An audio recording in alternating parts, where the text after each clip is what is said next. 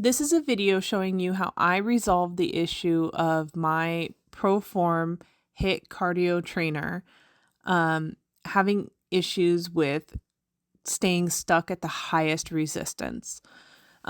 We ordered this model from Costco, and we had issues with deliveries where they would deliver the unit and the box was damaged, so we would refuse the delivery. And it took 3 times before we finally got a box that wasn't damaged. We think that the box isn't really made to be shipped in individually, but instead be shipped on a pallet with many others. It looked like a retail store box. So I suspect this issue is a bit more common than expected, because the box isn't really protecting the unit as well as it should be. Anyway, so if you're having issues with resistance being too hard, hopefully this might solve your issue. But if at the very least, you'll learn where you need to look to troubleshoot your problem. And make sure you check the description box below, and that's where I will have some articles from HIIT showing you the same things that I'm talking about here. It took a lot of work to find these articles. I don't know why. Anyway, so the first step to diagnosing your issue is going to be removing this black part right behind the silver wheel. That part is going to be kind of like your preview into that section of the machine. So it kind of gives you the opportunity to put eyes on the problem. You'll need a flashlight. Particularly in order to diagnose the problem, make sure you remove the black part that's circled right here on both the left and right side, but primarily you'll be looking at the left side. So here is the inside of my machine from the left side, and you can see that there is a link arm. This machine does not have the resistance cable. So you might see some videos online that show how to fix the resistance cable. That's not going to apply to you. This machine has a resistance link arm. So the arm connects the magnetic parts of the machine that change the resistance to the motor that is connected to your display. So in my case, the motor was working when I would press to change the resistance, but the resistance never changed. So what I found was, see this little metal arm that I'm pointing at? What I ended up finding was that it actually wasn't connected to the gray motor.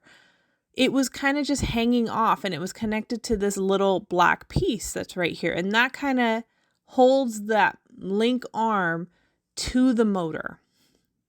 In order to get your machine to change from the hardest resistance, you need to make sure that those two things are connected. It's actually a fairly easy fix. The downside for me is I was not able to do the repair from just this opening. I actually had to take the entire casing off. So that's the plastic part of the machine that is covering all the inside hardware. I really hope that you don't have to do that. It took me many hours to take it apart and put it back together. The fix itself, the fixing this metal link arm, literally took me about 5 minutes maximum. Not even that long. It was really easy. I think it slipped during shipping. So if you do all this and great, you find out that it fixed your machine, which I hope it did. There's another way you can check your resistance, whether or not you had to do the fix or not. You can actually adjust your resistance right here. There's this little white piece, and you just turn it to change how hard the resistance settings are. So it could make your level 1 harder or easier based on which direction you're tightening it. you'll need a wrench in order to adjust that setting.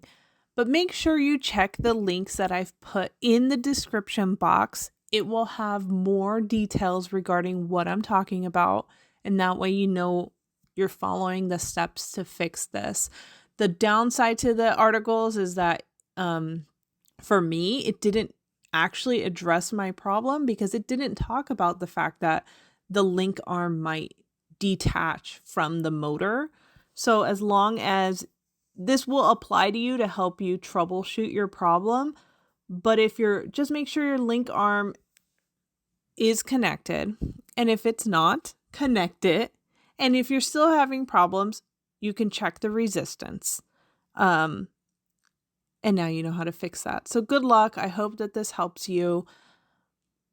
And actually, make sure you call the company as well. I ended up calling them. They're sending me a motor, which didn't end up being my problem. I'll now have an extra motor in case this one ever dies. But I found them to be really helpful. A lot of reviews online said they were awful. I didn't think they were awful at all. I had to wait 35 minutes to get a person on the phone, but they were really, really nice and really helpful. So best of luck to you.